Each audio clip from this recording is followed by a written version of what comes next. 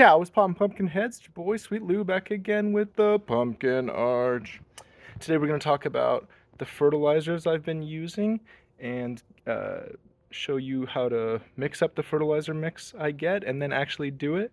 So this is more of a how-to for potential gardeners rather than a garden update. So first thing I'll do is introduce you to the fertilizers I use and tell you about how I use them. Um, for today's fertilizer, I'm going to try to accentuate root growth and plant and leaf growth.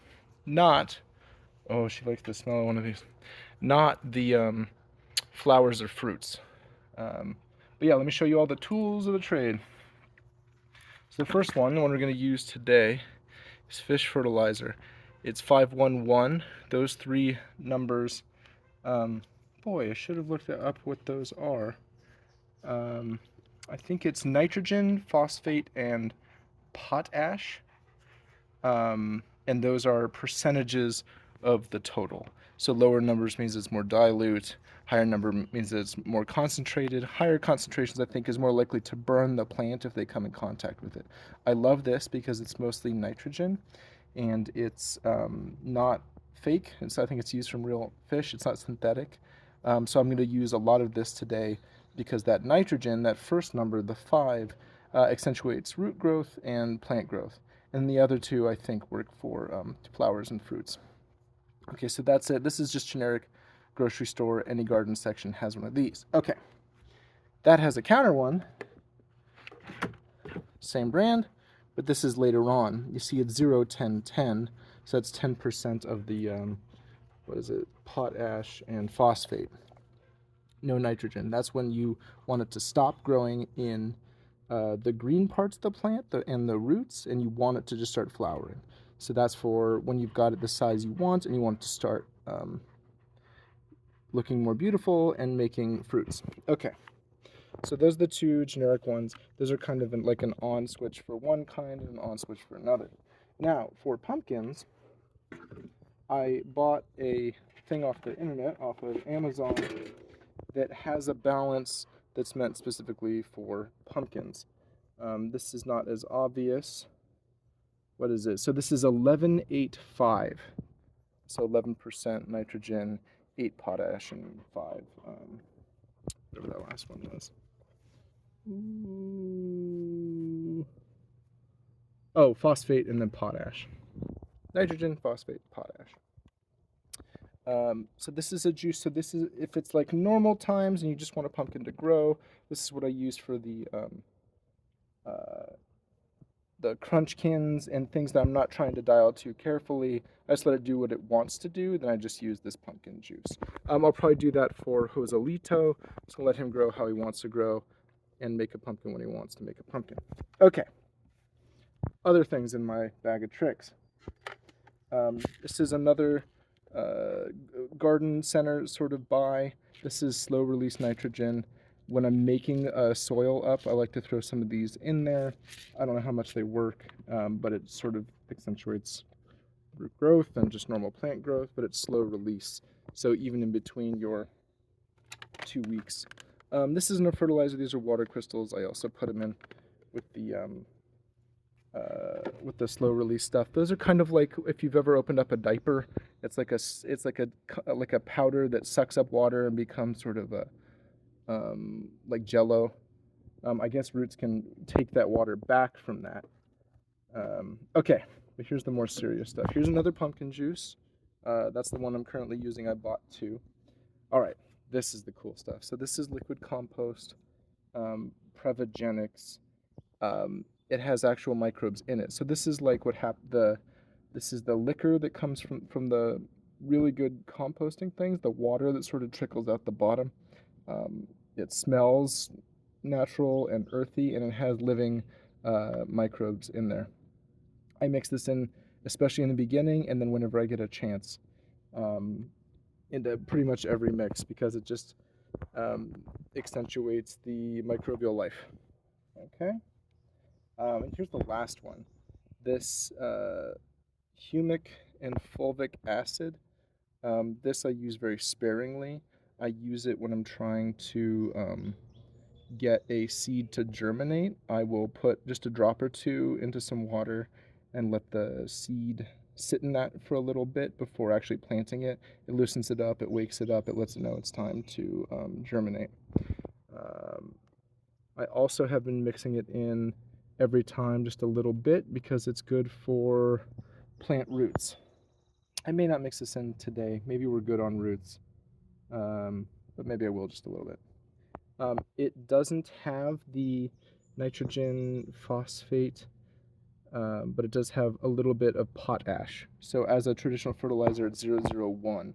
But what it does have is these two acids, which are things that roots need, I guess. Okay, so that's my whole bag of tricks. So now let's mix up a little batch. I'm gonna post this up and see if it will sit nice. Oh, I didn't bring the lid. Patience, please.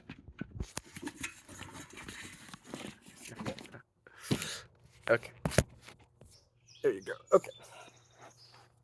So, got my, you got to mix it in one of these. I think this is like 2 or 3 gallons. And then for the recommended amounts to use, each of these has, I think, like an indication. So this says bedding, it's 2 tablespoons per gallon. So I'm just going to eyeball that. I want a lot of this because I want these plants to just grow. 2 tablespoons per gallon. This is 2 or 3 gallons. So I'm going to put a lot of this in here this time because I think it can handle it. So I'm not measuring this out. I'm just pouring it. This is most of what I'm giving the plants today. This smells like the bottom of a bait bucket. Bessie came over and licked it because it smells like food, fish, which is good. It's not synthetic. Okay, so there's that. A tiny little bit of this one, the root stimulant. This will probably be the last time I give it to these guys because they're probably reaching the end of their beds. Just a couple of these jet black. Stuff is concentrated. Oof. And it stains. Maybe I should use the cap. Here, I'll use the cap a little bit. Ooh. Yeah. Kind of made a mess of it. Okay. And then liquid compost. These ones are kind of cool. They give you an ounce thing. If you loosen up one side and then squeeze the bottom, it'll fill. I'm going to probably use 3 ounces of this. It fills up and then you just pour it in like that. So you don't need a secondary thing. So you squeeze the bottom, it fills up, you pour it out, you squeeze the bottom, fills up, pour it out. Good. Yeah, this soil I have is kind of new. I just bought it in a huge 7 cubic yard thing that dumped on our driveway. And then so it's kind of settling. There's not a lot of organic life in there. There's not a lot of worms. So I'm trying to just boost that as I go. Okay, that's it. I'm not going to use the pumpkin juice. I'm not going to use the more bloom. So now it's time to mix this up. I've got a multi-head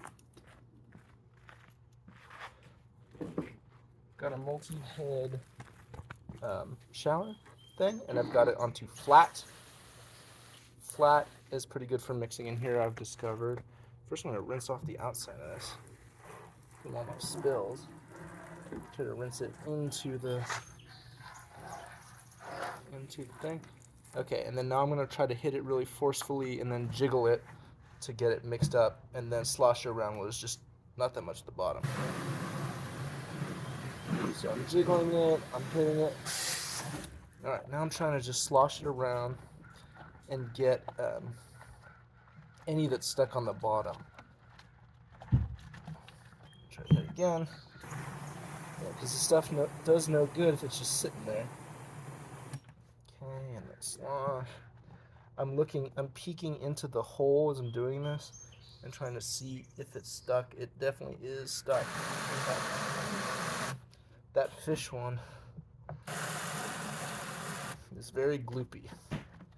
It was the first one I put in. I probably should have put a little bit of water in first so it didn't get in contact with the plastic. Okay, now it's pretty good. Now I'll just fill it up. If this mix.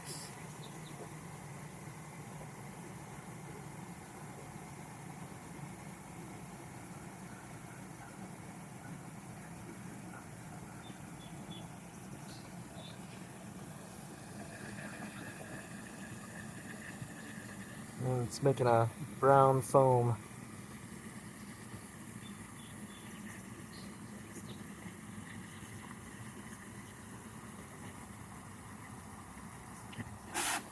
Okay. Oh, it's pretty foamy.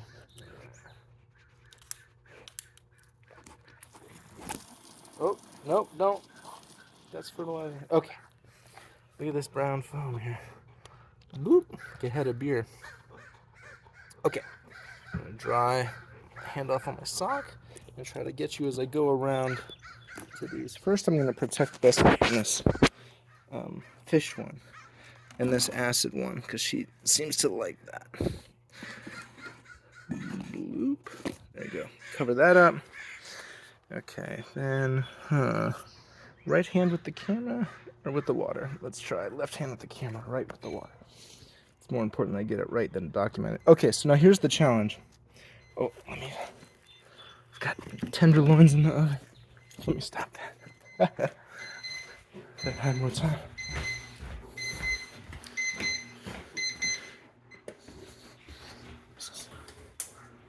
Huh? Look like I need a little bit more time. What do you think? Side adventure, Costco tenderloins. Okay, don't lick it. She's licking it. Okay, so I've got this pretty concentrated fertilizer solution here. Because it's so concentrated, anywhere that I touch the plant with it is likely to burn the plant. In the past, I've messed up and covered a whole leaf with it just from clumsiness, and it turns yellow and dies, especially because this one has the acid in it. So here we go. There's the plant on the right. I want to get the roots, and then once it's in, I'm gonna run the sprinkler system and use the hose to soak it in because it's good, but it's too concentrated. Okay, here we go. All right, it's hardest when it's first coming out. There, you can see it comes out like brown liquid. Targeting the roots, using about a third of it. Well, that's about a sixth. I'm gonna get around to the other side and do exactly that again. Careful even as I steer it in because there's some on the tip. You don't want to get on the plants or on the leaves. Okay. All right. There it is. I'm lifting up a little. The stalks seem kind of okay with this. They don't burn, but the leaves do. Okay, so that's one plant. Come down here. Get in here.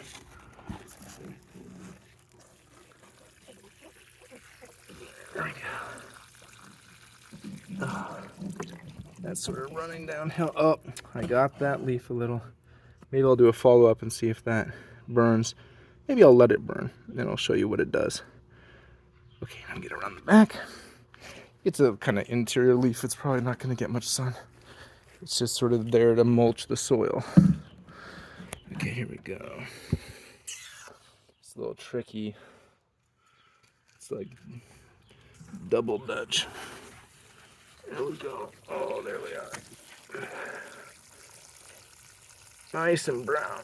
A little more. Okay. Okay. Oh, got that leaf too, dang. The dribbles. All right. That's a big leaf. I will rinse that off. Okay, so that's about 2/3. The last third's gonna go to Joselito. Oh, by the way, Joselito has been flowering, but it doesn't look like that pumpkin took. Our pollination came too late in the morning. Usually you got to get it before like 7, 8 in the morning, especially in the summer. Like it gets bright so early that its window for pollination is pretty low. All right, here we go. There we go, looking good.